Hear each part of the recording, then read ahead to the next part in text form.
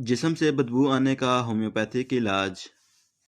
अस्सलाम वालेकुम, homeopathic doctor Usman आपसे मुखातिब हूँ। आज मैं आपको जिस्म से बदबू आने का होम्योपैथिक इलाज बताऊँगा। ऐसे अफराद जिनके जिस्म से बदबू आती है वो इन अद्वियात की मदद से अपना मसला हल कर सकते हैं। अगर किसी शख्स के जिस्म से बदबू आती हो तो जो कि नहाने के बाद भी कम ना हो तो इस सूरत में होम्योपैथिक दवा सोराइनम इस्तेमाल करें। सुबह शाम 3 कतरे 2 घूंट पानी के साथ कुछ दिन के लिए।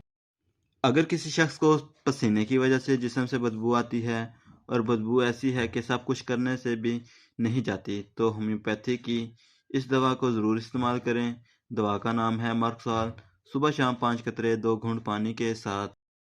अगर किसी शख्स के जिस्म से लहसुन वगैरह की बदबू आती है तो होम्योपैथिक दवा फास्फोरस ज़रूर इस्तेमाल करें। सुबह शाम 5 कतरे 2 घूंट पानी के साथ।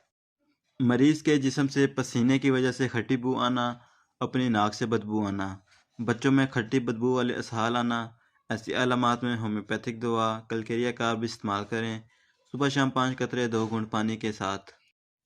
मरीज के जिस्म में ज़ख्मों वगैरह की वजह से उनके ज़ख्म से बासी पनीर जैसी बदबू आने की सूरत में होम्योपैथिक दवा हेपर सल्फ इस्तेमाल करें।